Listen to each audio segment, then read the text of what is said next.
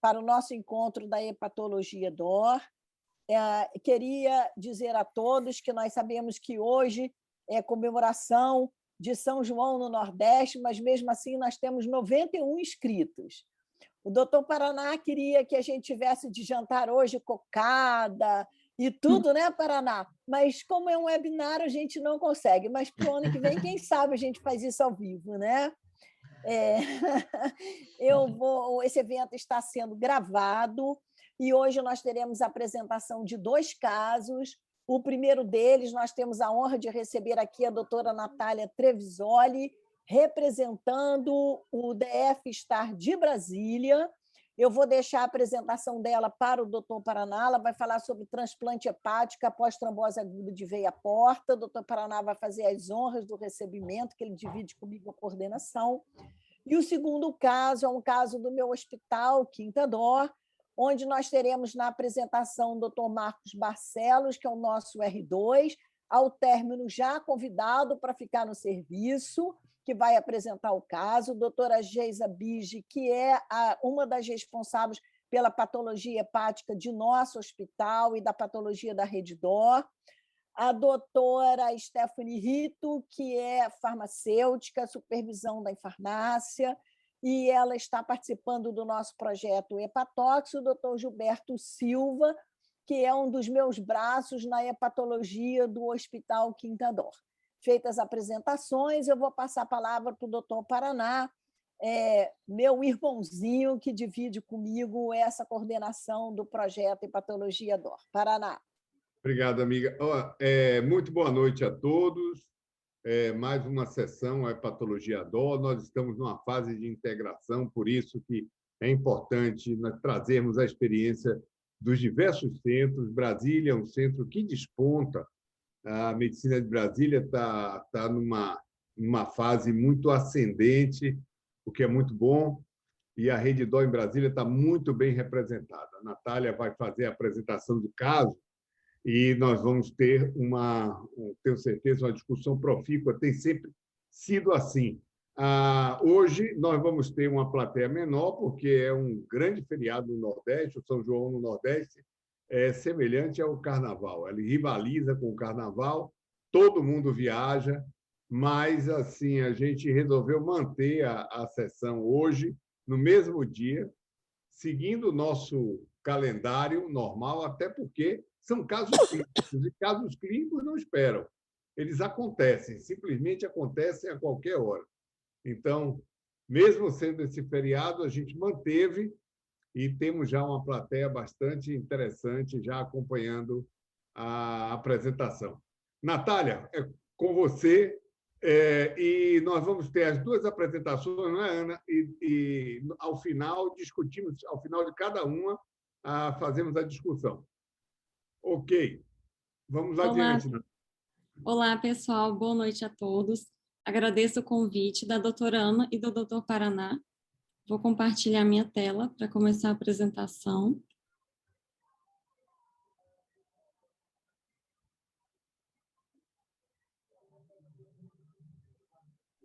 Doutora, o seu microfone fechou. Melhorou? Abriu? Então, sou Natália Trevisoli, patologista de Brasília. Estou representando o Hospital DF-STAR e o caso que eu trouxe é um caso de transplante após um episódio de trombose aguda da veia porta. Então, o caso se inicia em março de 2021. Um paciente de 60 anos, homem, procurador de justiça, natural de Goiás e residente em Brasília. Ele subitamente iniciou um quadro de dor abdominal em andar superior de moderada intensidade que motivou que ele fosse ao pronto-socorro. De comorbidades, ele não tinha nada muito significativo, exceto algumas oscilações de peso ao longo da vida, nenhum passado de cirurgia abdominal, apenas ortopédica e de hemorroida, episódio de malária na adolescência, negou qualquer tipo de alergia medicamentosa, era ex-tabagista com uma carga tabágica bem baixa, ex-etilista aos finais de semana, com uma média de menos de 20 gramas de álcool por dia e tinha história familiar de neoplasia de cólon e próstata. Ao exame físico, ele não tinha nenhum estigma de hepatopatia avançada ou descompensada, apresentou-se orientado, anictérico, estava acima do peso e MC de 33, sem ascite, sem lesões palpáveis no abdômen.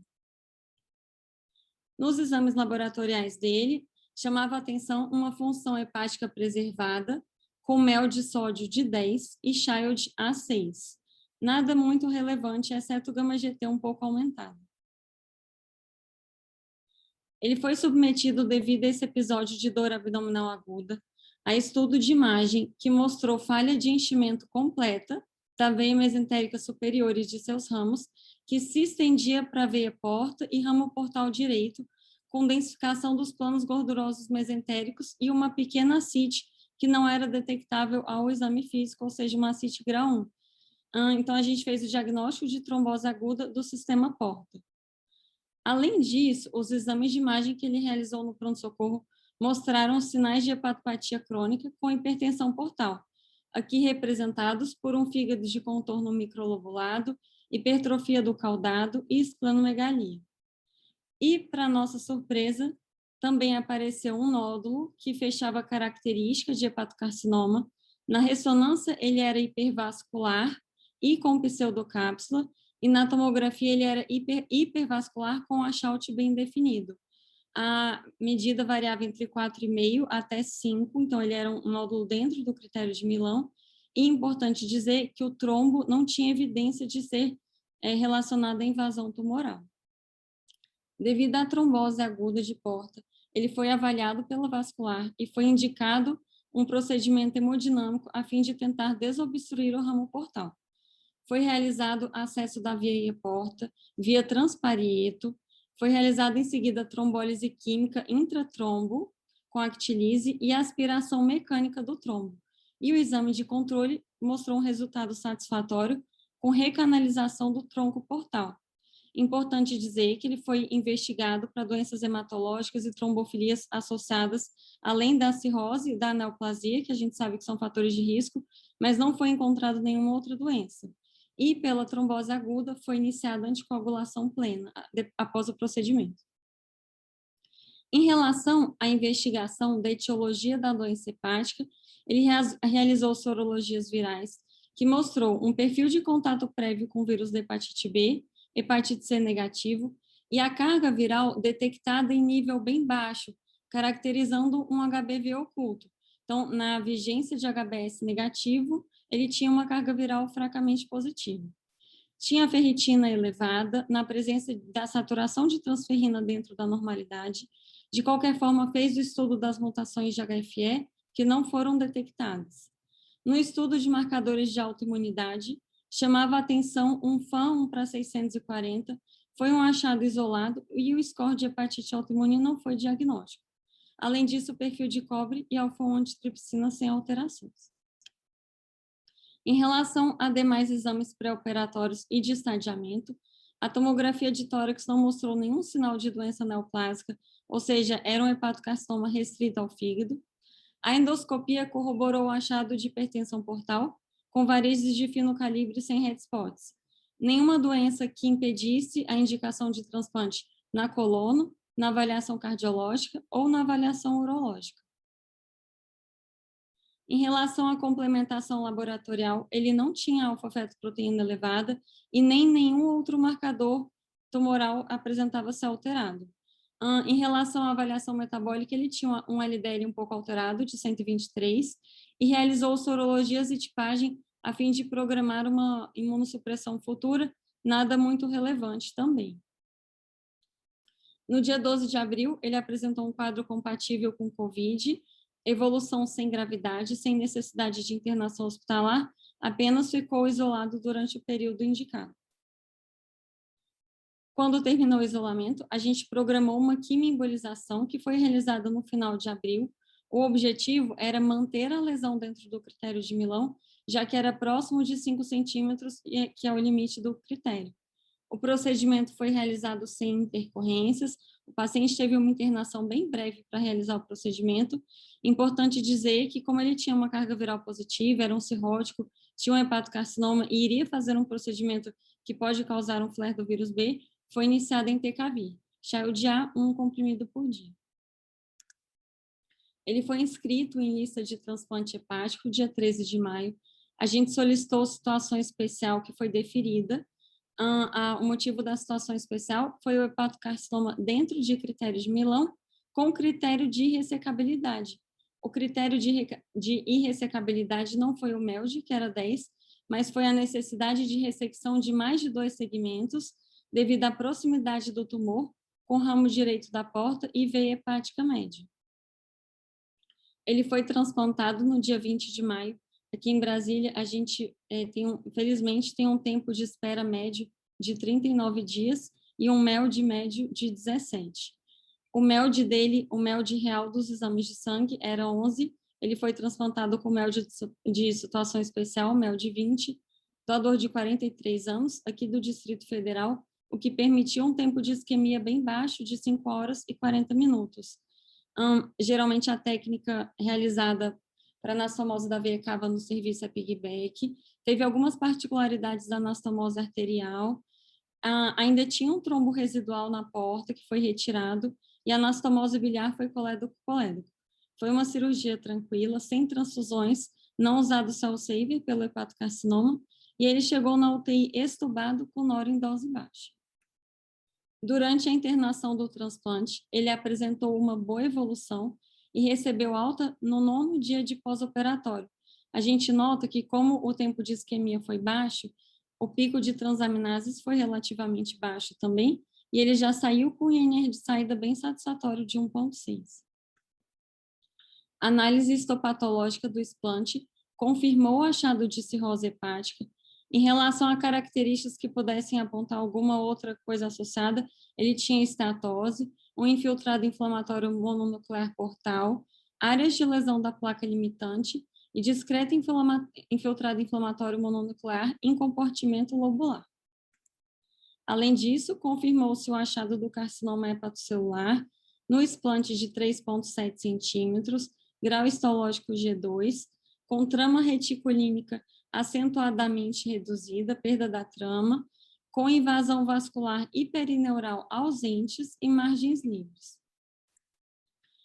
Em relação ainda à análise do explante, ele tinha 20% de neoplasia viável e 80% de necrose pós-quimioembolização. Aqui a gente pode ver áreas de neoplasia e vasos embolizados, o fígado cirrótico, associada a áreas de neoplasia viável e áreas de neoplasia necrótica secundária ao procedimento.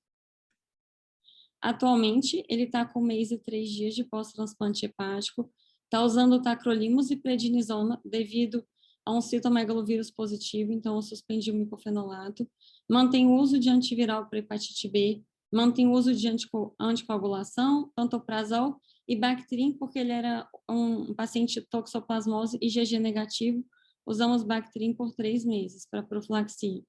Está em segmento ambulatorial, com função do enxerto hepático preservado, imunossupressão em nível adequado, estratégia preemptiva em relação ao citomegalovírus, está numa carga viral bem baixa, a gente trata acima de 2.000 unidades ou num paciente com sintomas em vigência de exame em qualquer valor positivo.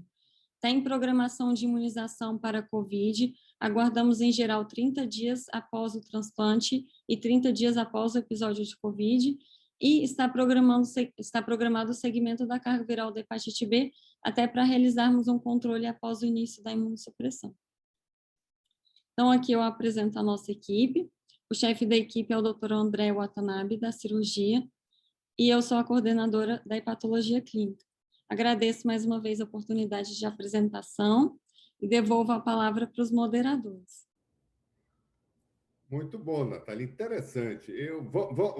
Quem quiser perguntar pode utilizar o chat e a gente vai, o Questions and Answers, e a gente vai debatendo aqui. Um caso curioso, a trombose aguda de veia porta, chama a atenção que no Brasil e boa parte do mundo, não é só no Brasil, trombose aguda de porta entra na emergência e sai sem diagnóstico, porque o plantonista ele não tem o cuidado de avaliar, e às vezes é muito difícil mesmo, avaliar dor abdominal em relação à possibilidade de trombose de porta.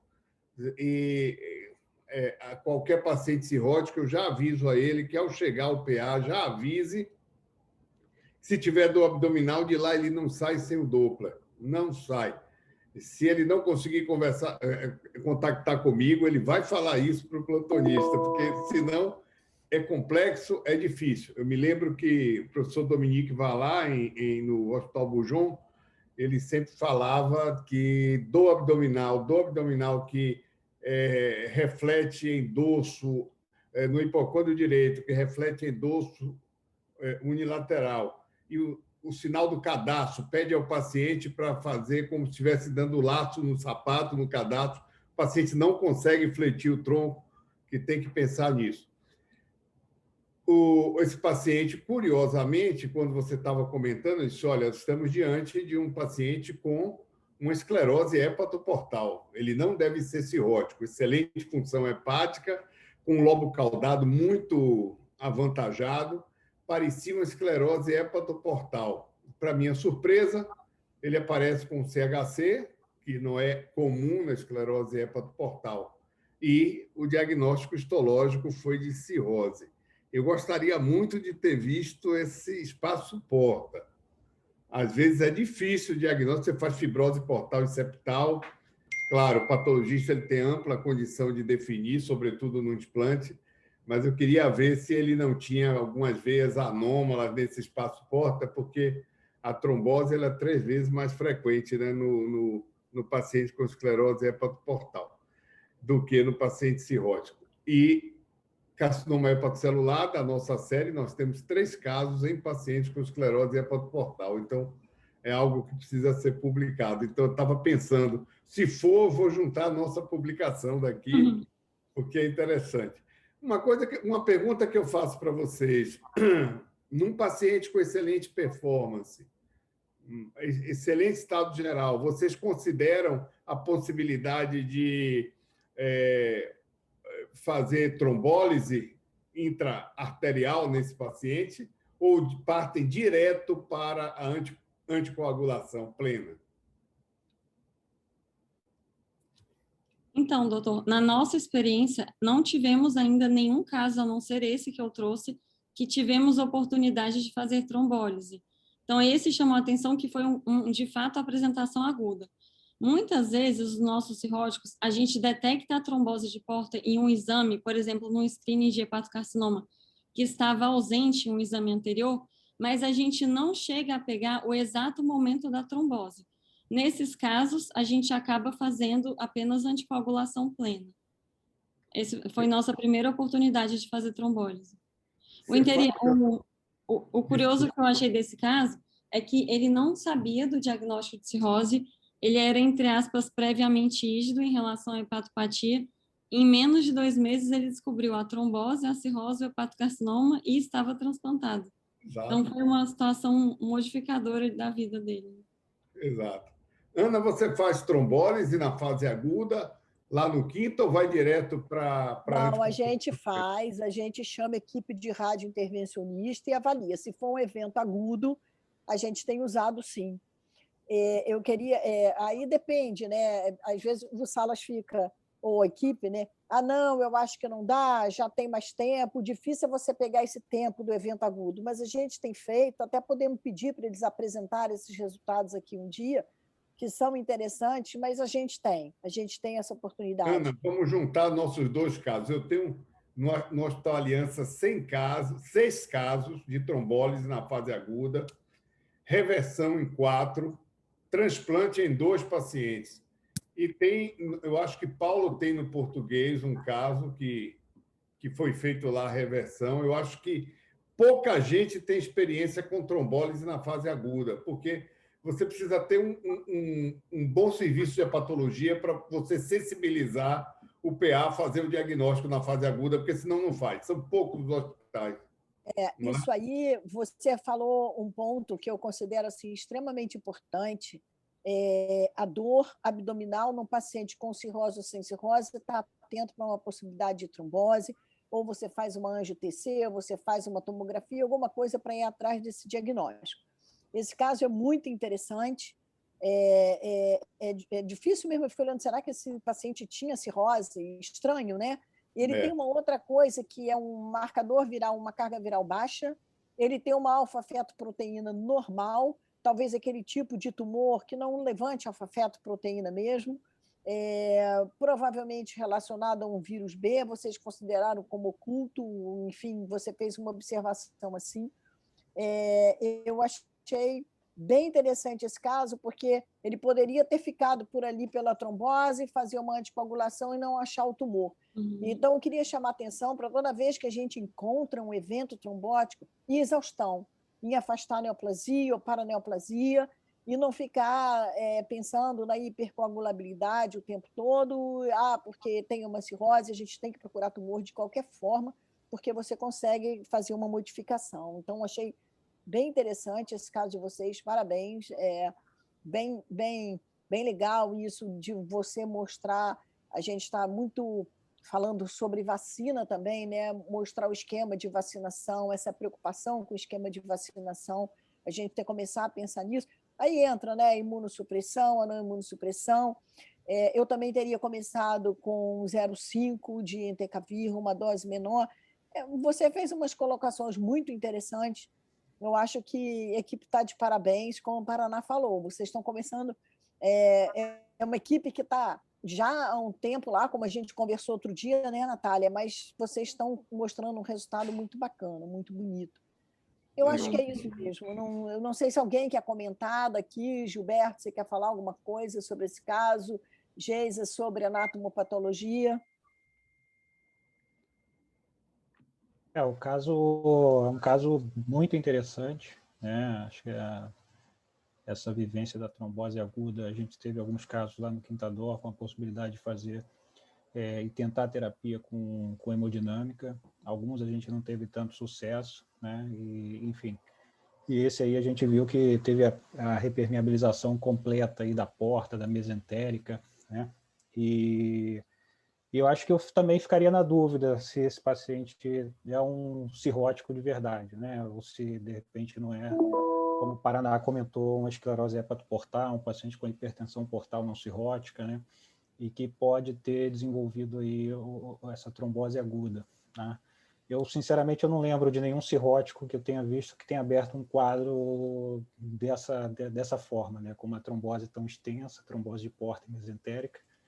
E, enfim, acho que a equipe está de parabéns mesmo. Eu acho que foi muito bem conduzido. O doente, em 2 meses, já estava transplantado, resolveu todos os problemas dele. E parabéns pelo caso. Bom, obrigada. A gente comentou com ele que a trombose ajudou no sucesso do tratamento, porque se ele não tivesse tido esse episódio de dor aguda, ele teria ficado com esse hepatocarcinoma sem ser diagnosticado, provavelmente meses a anos, e aí já estaria com uma lesão maior, provavelmente já estaria fora de critério de Milão, etc. Né? Verdade, toda razão. Ele acabou, por um infortúnio, tendo sorte, né? Exato. Natália, 2 coisas que eu gostaria de saber. Primeiro, a história de consumo de ervas, ILI. Se há alguma investigação nesse sentido. E a segunda questão, o que é que você vai fazer em relação ao tratamento da hepatite B? Então, em relação ao consumo de ervas e chás, ele negou. Em relação à hepatite B, como ele tinha carga viral fracamente positiva, eu tenderia a manter. Mas, aproveitando o gancho da pergunta, eu vou expor uma situação que eu frequentemente tenho muita dúvida. Então, por exemplo, se ele não tivesse a carga viral positiva, que foi num nível muito baixo, detectável menor que 10, mas foi positivo. Caso a carga viral dele fosse negativa, antes da quimioembolização, eu teria iniciado o entecavir como profilaxia de reativação. Uma vez que ele tivesse ido a transplante com viremia negativa, a gente ia ter tirado a maior fonte de vírus, que é o fígado, né? A permanência de vírus no sistema retículo endotelial, então linfonodo, baço, em pequena quantidade, me justificaria manter o entecavir a longo prazo, assim, ad eterno? É uma pergunta que às vezes a gente se faz e eu nunca achei uma resposta. Um outro caso que a gente teve, eu acabei mantendo o receio de suspender e de fazer viremia, e se faz viremia, ele vai infectar o enxerto, e aí e cccDNA e risco de tumor, etc. Mas eu nunca achei uma resposta que me deixasse tranquila de não fazer entecavir. Nesse, especificamente, eu não tenho muita dúvida pela viremia positiva prévia. Qual que é a opinião de vocês nesse caso específico, caso ele tivesse a carga negativa? Lembrar que o vírus B ele é linfotrópico também, né? Uhum. A gente tem sequência de vírus B fora do hepatócito. Então, um paciente infectado com uma B oculta, nessas condições, eu teria muita reticência. Eu acho que na literatura, que eu me lembre, não tem resposta sobre isso, mas eu teria muita reticência. Eu protegeria esse enxerto ao máximo. Com uma medicação que é segura, está disponível no sistema público e não vai me trazer grandes problemas. Obviamente, se esse paciente tivesse uma outra condição, eu poderia até rever, mas eu acho que não suspenderia, não. Certo. Eu concordo, eu tinha falado aquela hora que eu teria feito exatamente o que você fez, e eu reitero, porque existe uma coisa, que é isso que o Paraná falou, que se chama sítios de privilégio imunológico, né? Esses sítios de privilégio imunológico é onde esses vírus ficam ocultos, é essa atração por essas áreas que não são o fígado, mas são imunológicas mesmo, entendeu? E você está com um doente na mão, que você tem um diagnóstico de cirrose ok, esclerose hepatoportal ok, ele teve uma falha de vigilância, fez um CHC, seja por interação núcleo-vírus-citoplasma, núcleo-núcleo, seja por uma esclerose hepatoportal que merece uma vigilância também, mas tranquilamente eu faria entecavir, eu faria na dose que você fez, sem a menor hesitação. Certo ou errado, não tem um consenso na literatura. Eu prefiro me arrepender por ter feito, porque eu vigiaria efeito adverso em longo prazo, que a gente sofre isso. Eu tenho discutido isso com o Gilberto. Gilberto, olha só, no ambulatório, quem trabalha com isso, uma terapia não finita, é difícil. Lá na frente você encontra do que perder esse enxerto, porque eu não fiz, porque sítio de privilégio imunológico é privilégio. Ponto. Eu acho que tem que tratar também. Não tem consenso, mas eu faria. Ótimo. Acho que tem que fazer também. Também faria. Agora, eu queria muito ver essa biópsia. A Geisa também acho que deve estar querendo ver esse explante, né? Eu vou resgatar todas as lâminas e mando para vocês. Eu gostaria de ver. Eu queria ver esse espaço-porta. Sem dúvida, sem dúvida. Bacana, muito bom. Parabéns, viu? Excelente. Muito né? bom. Obrigada. Muito bom, Natália, muito bom mesmo. Outros casos virão, e a ideia é essa mesma: agregar valor, discutir, aprender, trazer dúvida para que a gente possa ler, buscar na literatura, e eu li isso, li aquilo, e é assim que a gente começa a trabalhar em rede. Muito bacana, muito obrigada. Tá? Obrigada, pessoal. Gente, vamos para o segundo caso. Agora nós vamos apresentar um caso lá do serviço, que nós também consideramos bastante interessante, que eu acho que vai dar bastante discussão. Vamos lá, Marcos, por favor, pode começar. Vamos lá, então.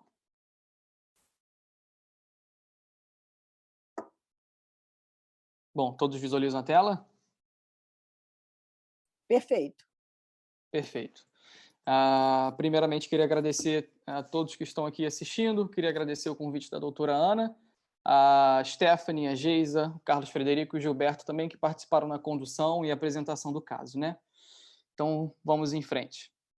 O paciente do caso é o FAF, é um paciente de 30 anos, sexo masculino, negro, natural e residente do Rio de Janeiro, né? Ele veio à emergência porque ele apresentou um desconforto abdominal, uma febre não aferida, um prurido, sudorese noturna e os olhos amarelados. Foi assim que ele descreveu, iniciados aproximadamente 3 dias. Ele vinha em tratamento quimioterápico de linfoma de Hodgkin, ele fazia o protocolo ABVD desde novembro de 2020. E a última sessão foi 15 dias antes do início dos sintomas. Tá? Ele procurou a emergência no dia 1º de março, ele começou o tratamento do linfoma em novembro de 2020. De história patológica pregressa, era um paciente com doença de Hodgkin. O protocolo ABVD que ele fazia era doxorubicina, a bleomicina, a vinblastine e dacarbazina. Era um paciente HIV positivo, diagnosticado há 11 anos e vinha em tratamento com tenofovir, dolutegravir e lamivudina. um paciente hipertenso também diagnosticado há 2 anos, e das medicações, além das já mencionadas, ele fazia o Bactrim e o Valaciclovir de caráter profilático, né? E o Olmesartano. Ao exame físico, a única coisa que chamava atenção na ectoscopia era que era um paciente ictérico, discretamente ictérico, mas tinha um bom estado geral. Os sinais vitais discretamente taquicárdico e também com a temperatura um pouco mais elevada, no estado subfebril. Cardiovascular e respiratório sem alterações, e tinha um abdômen obeso, peristáltico, flácido, indolor à palpação, mas que tinha um fígado palpável 3 dedos abaixo do rebordo costal direito, de borda romba e consistência um pouco aumentada, e não tinha baço palpável. Dos exames da emergência de laboratório que chamava atenção era uma leucocitose muito discreta, né? Ele não era neutropênico, não tinha nenhuma citopenia, uma PCR um pouquinho mais elevada, de 6,9, e as enzimas hepáticas e bilirrubina, né? Ele tinha um TGO de 106, uma TGP de 110, uma fosfatase alcalina de 562 e um gama-GT de 1.356. A bilirrubina total de 3,7, as custas de direta, né, de 3,14. Os exames de imagem que ele fez na emergência, TC de abdômen, eram fígado de volume, contorno e densidade normais, não se evidenciou dilatação das vias biliares, baço, pâncreas normal e sem líquido livre. O mesmo vale para o ultrassom de abdômen, que é um fígado de aspecto normal, sem evidência de lesão focal, sem dilatação das vias biliares intra ou extrahepáticas, e ele tinha uma vesícula normodistendida, sem imagens em seu interior. Então, nesse momento que a conduta que foi pensado na emergência era que é um paciente oncológico, né, potencialmente imunossuprimido, tanto pela doença de base, quanto pelo tratamento e pelo HIV, e era um paciente que vinha fazendo febre, uma dor abdominal e uma icterícia. Então, a primeira hipótese diagnóstica para esse paciente foi de uma colangite. Considerando isso, a conduta no primeiro momento foi internação, hemoculturas, que já adianto vieram negativas, e início de tazocin. E durante a internação, que a gente tem a oportunidade de fazer colher uma história com um pouco mais de calma, descobrimos novas informações, né? O paciente referiu ter sido diagnosticado com vírus C um pouco antes do início do tratamento do linfoma. E, à época, seu infectologista que acompanhava do HIV, não indicou o tratamento do vírus C. Era um vírus C de genótipo 1A, com mais de 23 milhões de cópias, né? Um log de 7,37. E durante a internação, essa é a evolução dos exames laboratoriais do paciente. Esse slide é só para mostrar realmente que em momento nenhum ele desenvolveu nenhuma citopenia, a PCR foi aos poucos caindo, mas o que mais chama atenção é o padrão da elevação das enzimas hepáticas, né? A gente vê que houve claramente um predomínio da gama-GT e da fosfatase alcalina. A gama-GT chegou a ficar quase 20 vezes elevada, 20 vezes acima do limite superior da normalidade. A fosfatase alcalina quase 5 vezes acima do limite superior da normalidade. E as transaminases aumentaram um pouco mais de 2 vezes, né? O objetivo aqui é mostrar que o predomínio, né, o padrão da elevação das enzimas. Então, como que foi o nosso raciocínio diagnóstico, né? Vamos abrir um leque de possibilidades que foram cogitadas nesse momento. É um paciente com uma síndrome colestática aguda. A primeira ideia que a gente pensou, né, além da colangite, era uma hepatite viral. A gente já sabia que ele era portador do vírus C, mas a gente não sabia o status sorológico do vírus A e do vírus B, né? Então, foi considerado. Esse paciente poderia ter uma obstrução de via biliar. Esse paciente poderia ter uma síndrome de Dress, a colangiopatia associada ao HIV, uma síndrome de obstrução sinusoidal, uma síndrome de ductopenia, né, pelo HIV, pelo CMV, não sabemos, a DILI, né, lesão hepática induzida por drogas, e a própria progressão da doença de base do paciente.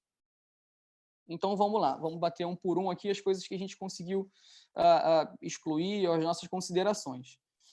Em relação às hepatites virais, o paciente tinha um anti-HBS acima de 1000 e o anti-HIV IgG positivo.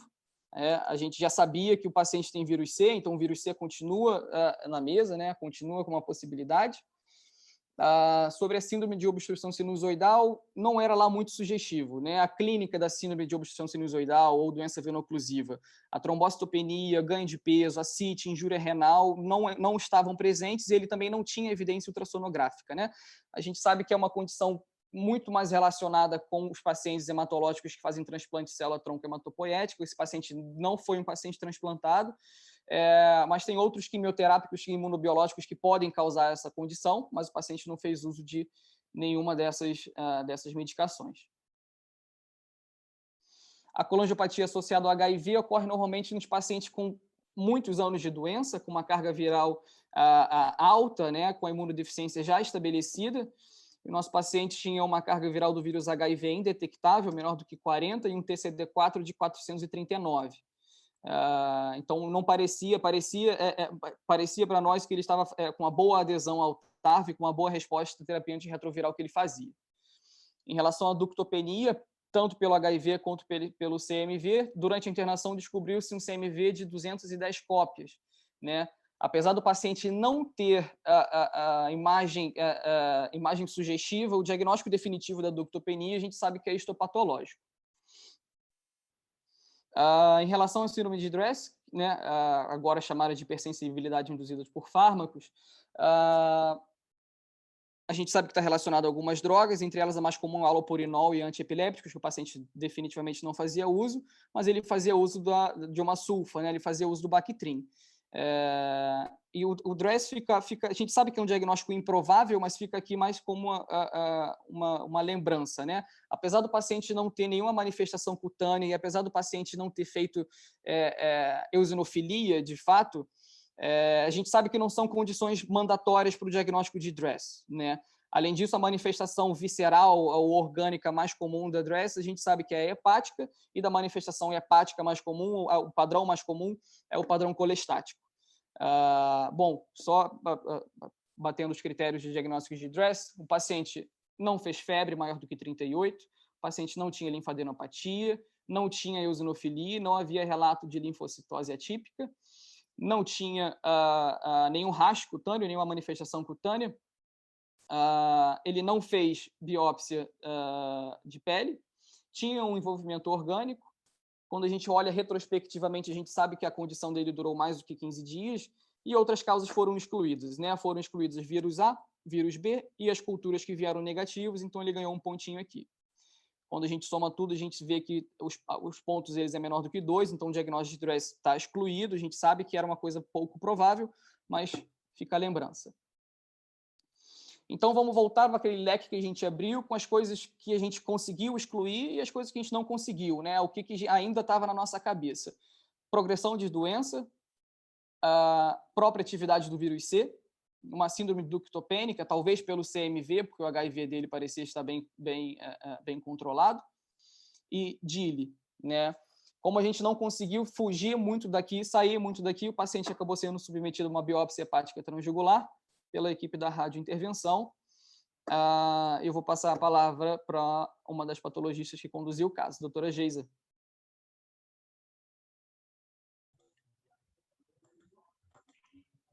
Obrigada, Marcos, obrigada pelo auxílio aí, obrigada a doutora Ana também, o doutor Paraná, é um prazer enorme nós estarmos aqui juntos, né? Nós trabalhamos lá na rede DOR com o doutor Carlos Frederico também, e nós sempre discutimos os casos de fígado, porque o fígado acabou virando uma paixão, né? E nós sempre discutimos esses casos juntos, né? E esse caso foi bem interessante, porque, na verdade, nós só soubemos da infecção pelo CMV um pouco depois, e nós já tínhamos, na verdade, avaliado o caso todo, e os achados que nós tivemos aí, o material era um material bem adequado, nós tivemos 4 fragmentos consideráveis, e, como vocês sabem, patologista gosta de material grande, né, para poder avaliar melhor. Então, os fragmentos foram fragmentos muito bons. Nós tínhamos 19 espaços porta para avaliar, e nós temos aqui uma visão panorâmica do que nós observamos. Então, aqui já dá para a gente perceber que a gente tem um pouquinho de esteatose, está marcado aqui, né? Eu coloquei a seta para ficar um pouco mais fácil de visualizar. Nós observamos alguns espaços portais, aqui e aqui, todos eles aumentados e com uma quantidade maior de células, aí essas células são células inflamatórias, Isso nós podemos observar também nos espaços sinusoidais, e, no conjunto, nós já podemos verificar que os hepatócitos eles não estão fazendo aquela trabécula bonitinha, porque os hepatócitos estão aumentados de tamanho em virtude de uma tumefação e, algumas vezes, até balonização desses hepatócitos. Pode passar o próximo, Marcos, por favor. Em maior detalhe, nós vemos aqui a esteatose, vemos também a tumefação hepatocitária, a presença de células inflamatórias dentro dos sinusoides, e já dá para a gente perceber em algumas áreas que a gente tem dentro do hepatócito um pigmento acastanhado que está distribuído difusamente, embora ele predomine em área periportal e também em área centrolobular. Aqui dá para a gente perceber um pouco melhor o citoplasma com essa granulação mais delicada, acastanhada, os sinusoides com células de Kupffer, algumas células inflamatórias de permeio, e a presença de corpos apoptóticos também. Isso nós encontrávamos com uma certa frequência, são aglutinações desses hepatócitos que caem da trabécula hepática, né? Sofrem apoptose, caem da trabécula hepática, constituindo o que nós chamamos de corpúsculos de cálcimo. Pode passar o próximo, por favor. Aqui, em detalhe também, nós vemos espaço portal. O conjunto de células inflamatórias aqui é formado tanto por linfócitos como por polimorfonucleares, e essas células muitas vezes permeiam os dutos biliares que estão presentes aqui. Nós vemos aqui um duto biliar maior, uma estrutura vascular, o infiltrado inflamatório em volta e permeando também o duto biliar. Em alguns locais, inclusive, a gente não consegue perceber muito bem o duto biliar. Aqui também nós temos outro duto biliar, aqui também. Então, nós temos proliferação ductular associada a esse infiltrado inflamatório portal, onde nós temos a presença, embora não muito acentuada, de eosinófilos também.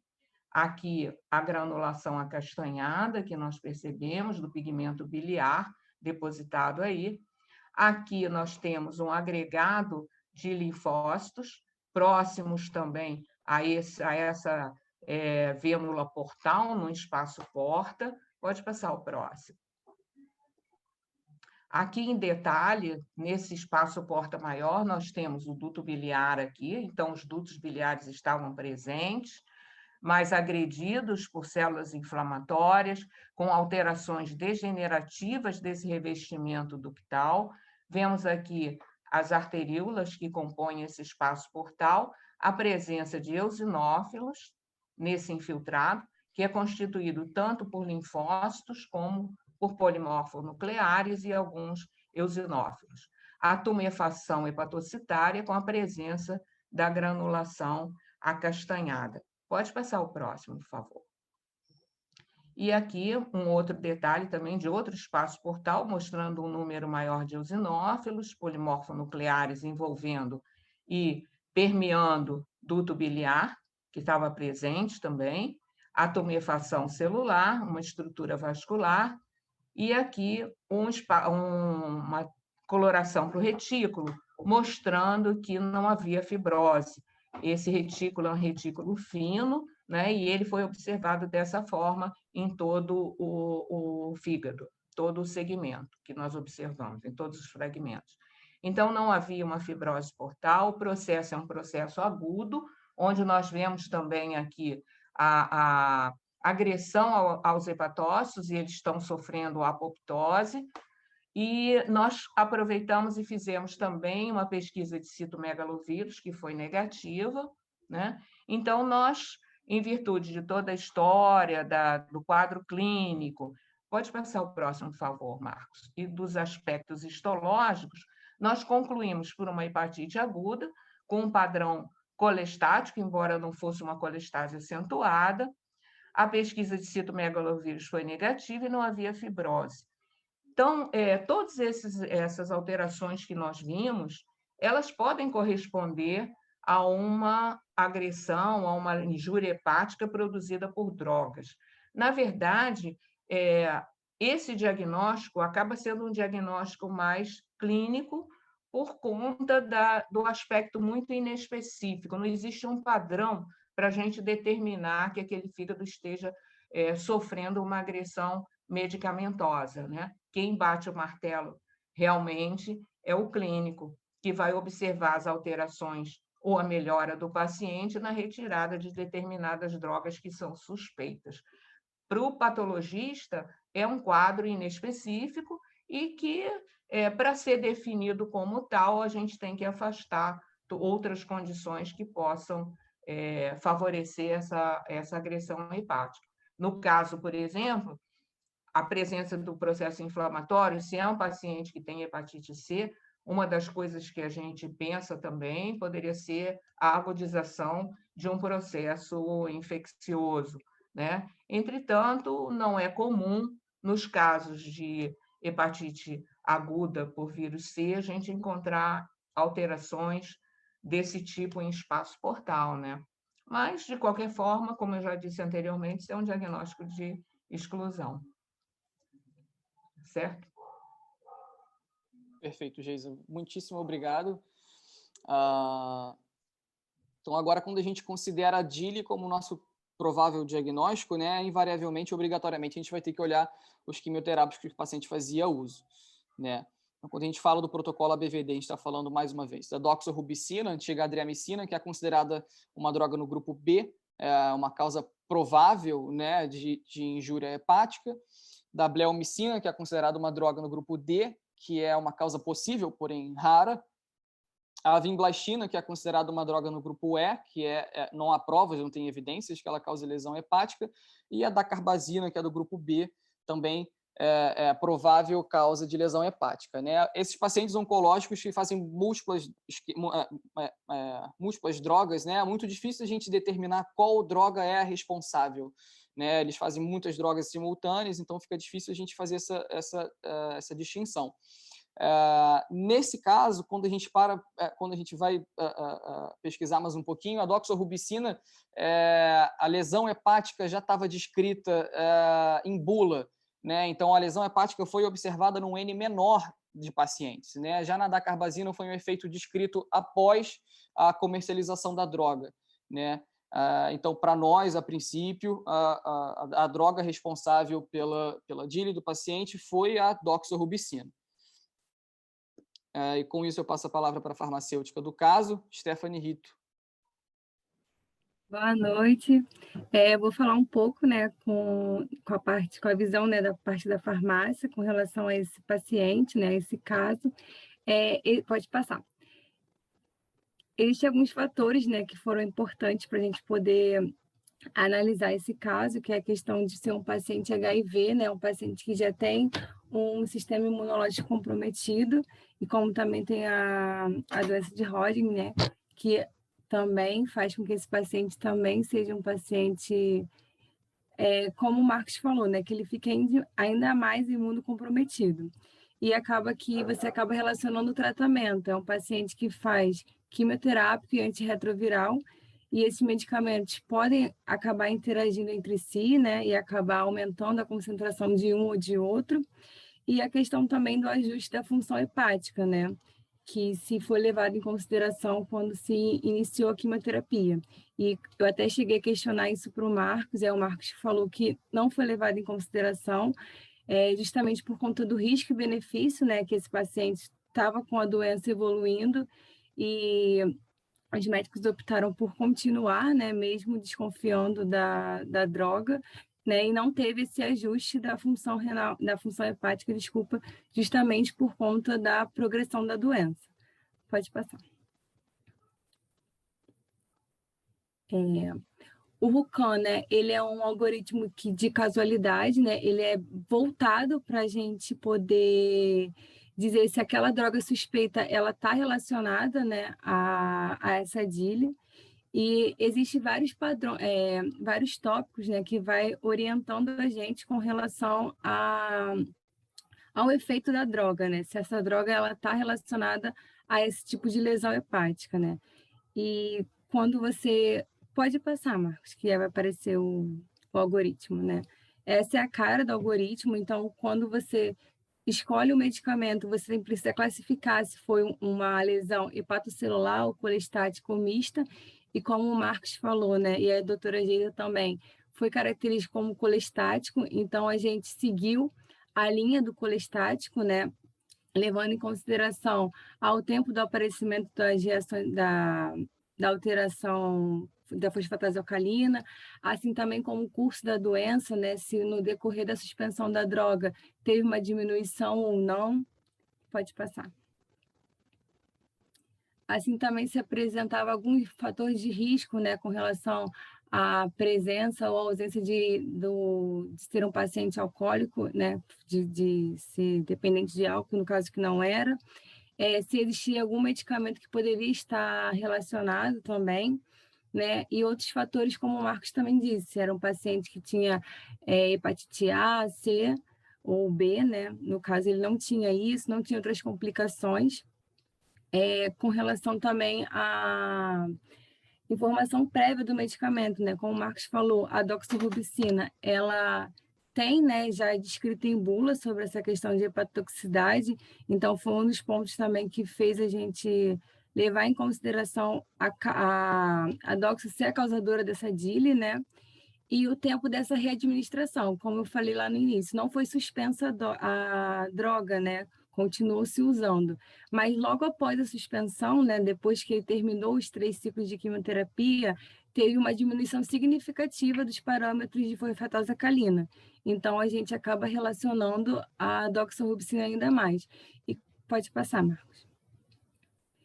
Como a gente viu, né, a doxorubicina foi um medicamento que foi selecionado para ser aplicado no RUCAM, seguiu uma linha da colestática, né, e quando a gente aplicou o RUCAM, a gente viu que teve um score de provável, ou seja, tem grandes chances do paciente realmente ter feito uma DILI e ter sido causada pela quimioterapia, pela doxorubicina.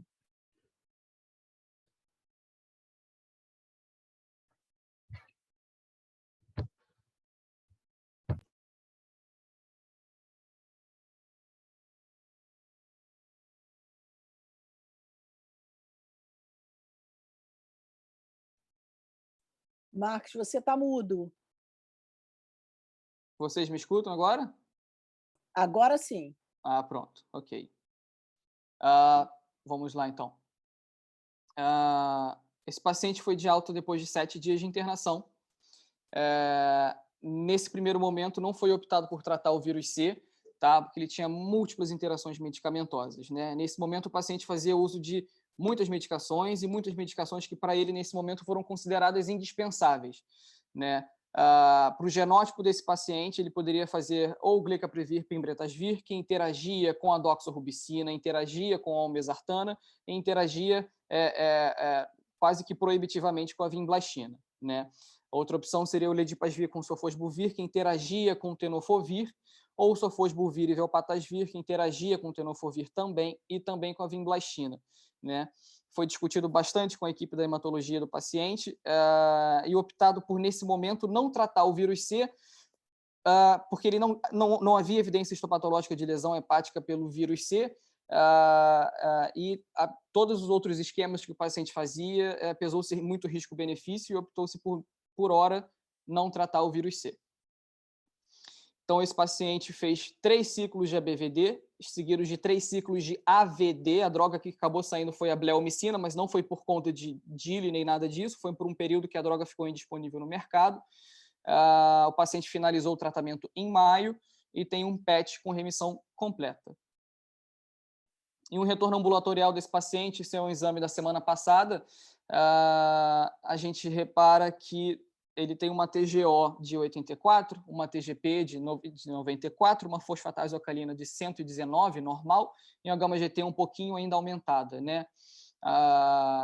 Não havia mais bilirrubina aumentada.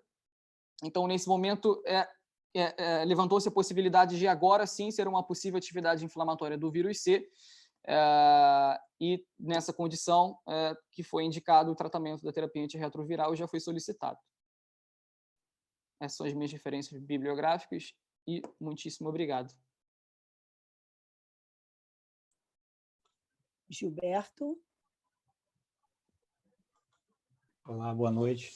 Eu vou fazer alguns comentários. Esse caso foi um caso riquíssimo para mim, um caso de vida real, né, onde a gente encontra um paciente que tem que pensar bem, discutir bem, ter uma equipe multidisciplinar bem afinada para poder determinar aí o tipo de condução e tratamento que a gente vai fazer, né? Então, a gente tinha um paciente jovem, 30 anos, HIV positivo, um diagnóstico de linfoma de Hodgkin, que já vinha em tratamento, vinha apresentando resposta ao tratamento com a terapia que vinha sendo conduzida, né? Além disso, é um paciente que fazia uso de diversas drogas, né? A polifarmácia, a droga para evitar a infecção, reativação do CMV, ou profilaxia para a infecção bacteriana, né? E que interna no nosso hospital com um quadro de uma hepatite colestática, uma icterícia, e como o Marcos muito bem colocou, né, a gente tinha algumas opções, né, de diagnósticos diferenciais, né? Então, as principais a gente pensava que pudesse ser progressão do tumor, menos provável porque aparentemente o paciente vinha respondendo ao tratamento, né? Piora da doença hepática de base, o paciente tinha hepatite C, era um paciente sobrepeso, obeso, que poderia também ter um quadro de esteatose, esteatohepatite, né, e que poderia piorar nesse contexto aí da imunossupressão, né, pensar na reativação viral, e aí, no caso, numa reativação viral pelo vírus C, que poderia ser uma das possibilidades, né, e poderia ser também efeitos adversos das próprias medicações que levavam aí a alterações das provas hepáticas, né. Então, a grande questão nesse caso, né, que aí eu quero descer um pouquinho mais do tempo, era em relação à questão da hepatite C, né? A gente discutiu bastante isso, o que fazer com esse paciente, dado que ele tinha o tratamento do HIV, que a gente optou por não modificar, tá? Que ele vinha tendo boa resposta, com boa adesão, e ele poderia interagir com um dos tratamentos para hepatite C, o tenofovir, né, poderia ter interação, e a outra seria o tratamento quimioterápico, onde também era proibitivo fazer um dos esquemas do tratamento para hepatite C, né? Então, naquele momento a gente conversou com a hematologia, com o médico que o acompanhava, não haveria a possibilidade de mudar a terapia para o linfoma, tá? Faltavam 3 ciclos para ele terminar, porque ele estava tendo boa resposta. Ele apresentou melhora das transaminases e da bilirrubina, e aí, nesse momento, a gente pesou risco-benefício. O hematologista optou por não fazer diminuir a dose do tratamento e nem retirar nenhuma droga, e a gente decidiu observar, ver como é que ele ia se apresentar caso fosse reapresentado novamente essas medicações, né? Enfim, e ele não apresentou nenhum outro quadro de icterícia durante esse tratamento, né? Teve um aumento não significativo das transaminases e que não precisou fazer ajuste de dose, né? E a gente definiu que iria iniciar o tratamento da hepatite C, isso aí independente do valor de transaminase ou não, afindado aí o tratamento do linfoma de Hodgkin, né? Então, foi o que aconteceu, ele terminou os 3 ciclos, ele não teve mais nenhum outro episódio de hepatite colestática, não teve mais aumento de bilirrubina, e agora a gente solicitou para ele o esquema GP, tá? E assim que ele estiver disponível, irá iniciar o tratamento para hepatite C. Então, acho que é um caso rico, leva a gente a pensar em diversos diagnósticos diferenciais, né? Em relação ao contexto clínico e das doenças de base que esse paciente tem.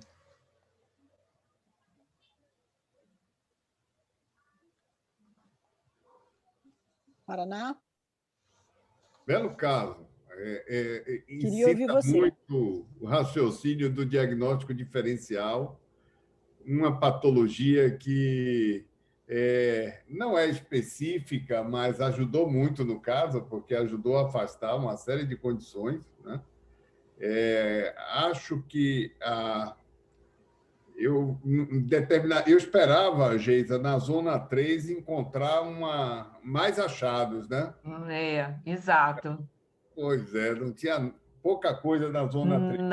Não, chamava mais atenção mesmo o processo inflamatório, que estava muito limitado, quer dizer, era difuso, mas os espaços portais estavam bem comprometidos e vias biliares, né? Sem dúvida. Sem perda, mas com agressão. Provavelmente foi DILI mesmo, muito mais do que hepatite C, embora a gente não possa afastar também, né? Muito interessante, muito, muito importante o raciocínio clínico, porque eu tinha um professor que ele dizia que muitas vezes o diagnóstico, sobretudo o diagnóstico etiológico, muitas vezes é bom para o médico, para o paciente faz pouca importância. O que importa para o paciente é a conduta que salva a vida do paciente, né?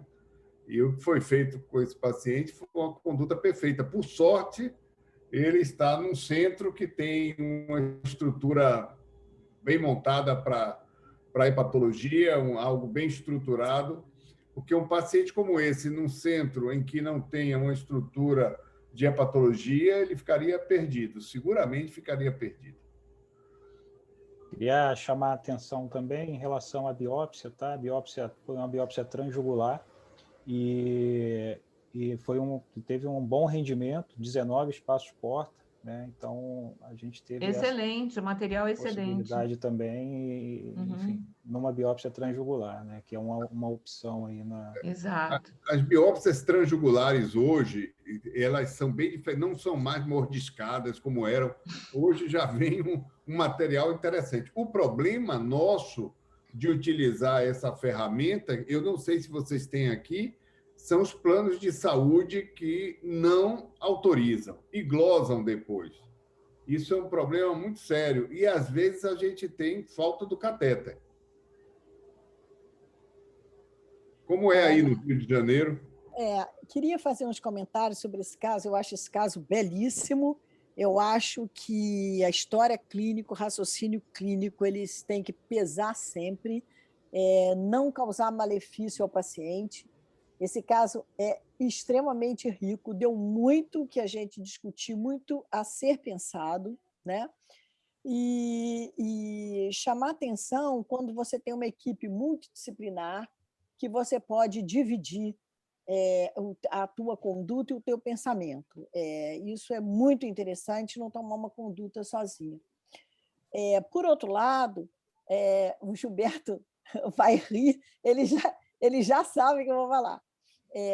Geisa, me perdoa, você já me ouviu falar muitas vezes, mas isso tem a ver com a sua pergunta. Eu acho que quando você tem uma biópsia e ela é bem indicada, a gente vai brigar até o final por essa biópsia. A técnica é a técnica que tem que ser feita.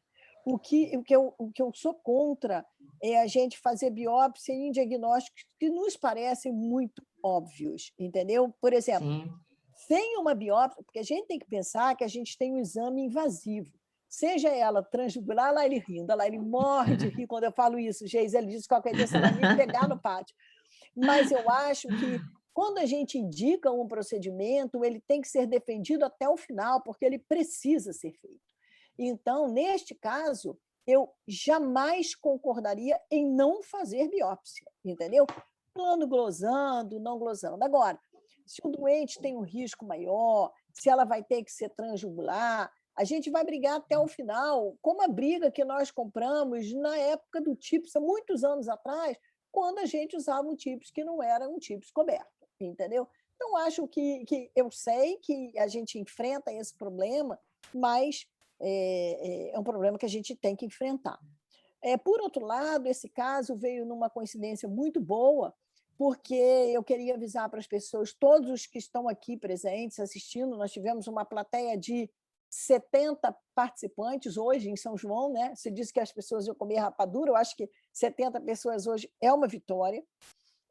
Lembrar que a gente comemora o dia que o protocolo de DILI, o estudo do hepatox, que foi uma ideia do Paraná, eu faço questão de dizer isso, para a gente começar por isso, nós finalizamos o processo. Então, trazer um caso desse hoje, mostrar a importância de você ter um patologista com uma história bem feita, levar para o patologista entender o que a gente quer, ter um farmacêutico a seu lado, aplicando algoritmos que são objetivos e não subjetivos, você ter uma história completa do doente, você ter um residente queridinho, assim, como é o Marcos, entendeu? Você poder formar pessoas e ter um Gilberto do lado da vida, a gente sorri, entendeu?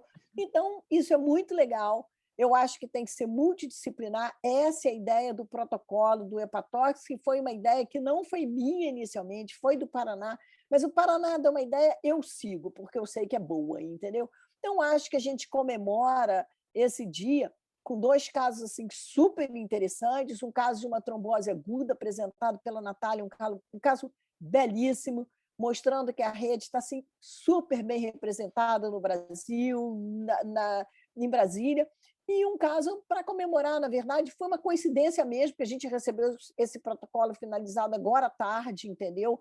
Para aprovação do CEP, para a gente testar um instrumento onde todos aqui que estão participando, nos assistindo, terão oportunidade de participar, entendeu?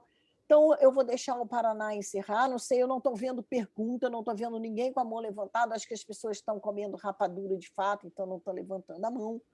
Eu quero aproveitar para convidar para os eventos de julho, no dia 6, nós teremos o doutor Luiz Tenório falando sobre tratamento local em nódulo hepático, o Paraná apresentando um caso, né, no dia 6 de julho, e no dia 22 nós vamos dedicar ao Julho Amarelo. Os temas serão o combate às hepatites virais.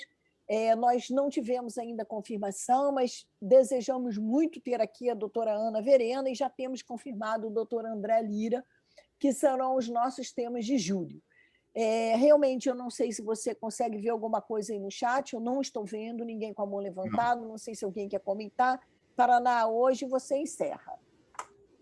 Obrigado, minha querida. Olha, esse projeto Hepatox, eu acho que a gente está começando, ele é embrionário, ele visa, como a Ana falou, estimular a multidisciplinaridade, essa forma de trabalhar a hepatologia, né, com integralidade e multidisciplinaridade, mas ele tem um conteúdo de inovação imenso.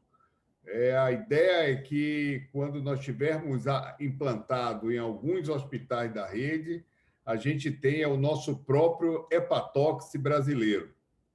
É importante porque, cada vez mais, quem assistiu às aulas do Congresso Europeu, hoje, e ontem particularmente, onde DILI foi um tema muito discutido, percebe que é necessário a gente produzir dados locais, porque há questões genéticas, étnicas, associadas ao tipo de resposta do indivíduo à droga. Então, a hepatotoxicidade tem esse perfil, e também a questão dos medicamentos e